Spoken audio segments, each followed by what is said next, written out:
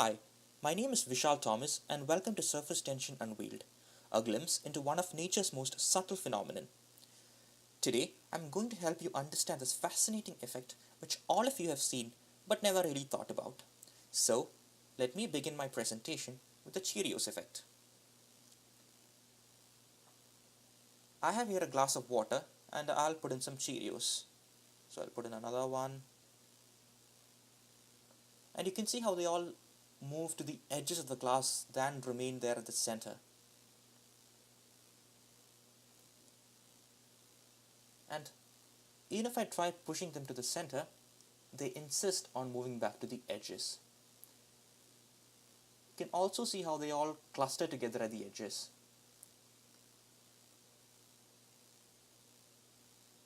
Now, let's fill this glass to the brim by adding small quantities of water. Our aim is to get a nice bulge at the top. So, a little more water, a little more, and yeah, that seems good enough.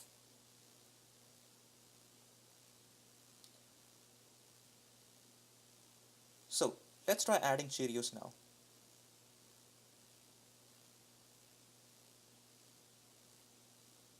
Now you can see that the Cheerios have more of a tendency to stay at the center than move to the edges. See that one there? Even though it moved to the edges in the beginning, it came back. The phenomenon of floating particles clumping together or clinging to the sides of the container is called the Cheerios effect. It truly is an amazing effect, so watch out for it the next time you're having your morning cereal.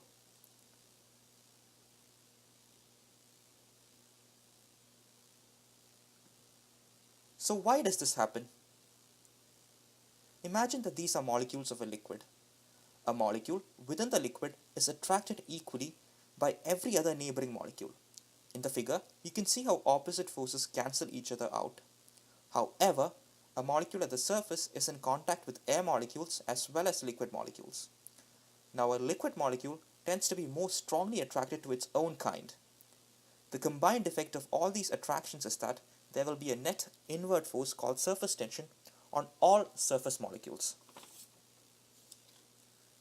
As a consequence, the liquid surface forms a meniscus and tends to act like an elastic membrane. Depending on the curvature of the membrane, the center can be either lower or higher than the edges. In this figure, you can see a concave down surface and a concave up surface. The Cheerios, or any floating object for that matter, tends to move to the highest point of the membrane. So when the membrane is concave down, the center is higher than the edges and the Cheerios move there. When it's concave down, they move to the edges. Keep in mind that the buoyancy force, which helps them stay afloat, is also responsible for moving them to the center or to the edges. Now, in the second part of my video, I'll be demonstrating the effect of surface tension on paper clips. Dropping a paperclip in water will not make it float. Let's try again. You can see it sinks. So, we'll have to drop it gently.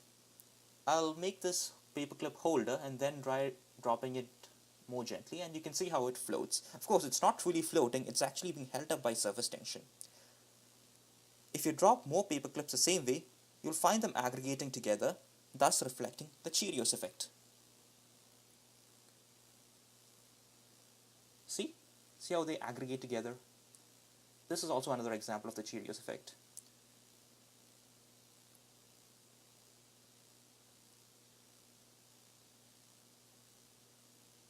You can also see that over here, the weight of the paperclip forces the water meniscus to be curved downwards.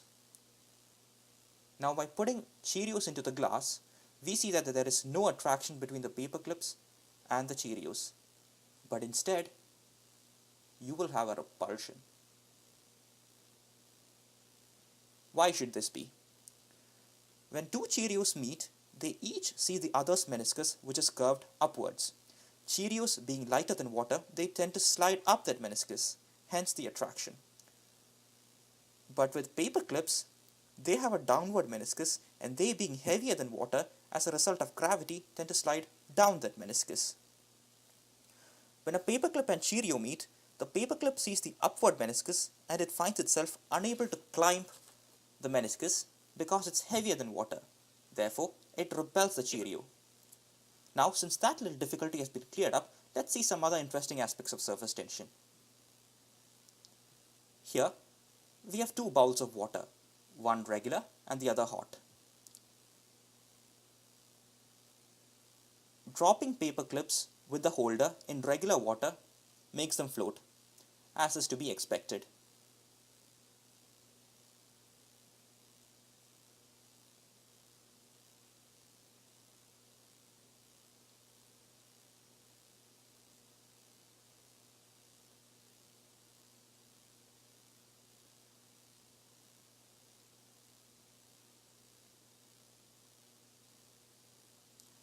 When we come to the hot water, we see something interesting. We see that the surface tension is no longer able to hold up the paperclip. In fact, it offers little to no resistance at all to the paperclip and it simply just falls off into the water.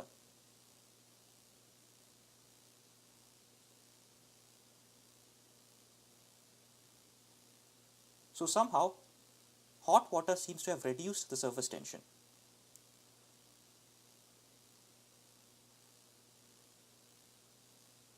So really, what changed over here?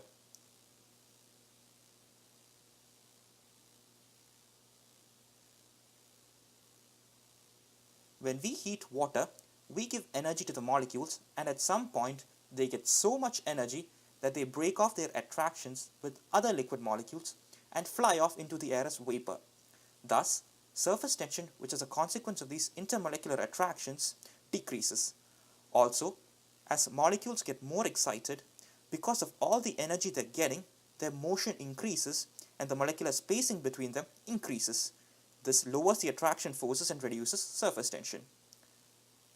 Now, in this experiment, if I add salt to water, I find that the paperclips float, even when they are not dropped gently.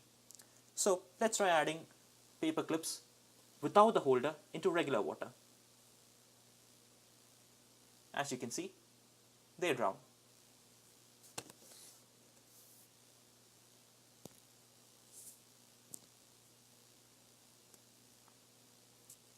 But when I come to salt water and even if I don't use a holder, you can see it floats.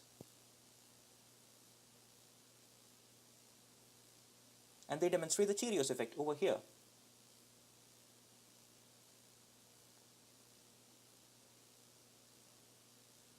Chemically, this is because salt, which is NaCl, consists of sodium ions and chloride ions. The positive sodium ions attract the partial negative oxygen of water, and the negative chloride ions attract the partial positive hydrogen of water. These interactions serve to strengthen the surface tension of water. Physically, salt water is also denser than regular water. Hence, the paperclips float. Did you know surface tension is also the reason why we use surfactants like soap when washing our hands? The soap reduces the surface tension of water and allows the water to enter the pores in our hands and clean them out. Along those lines, if we put a little bit of soap in water, the paperclips will sink because the surface tension has been lowered.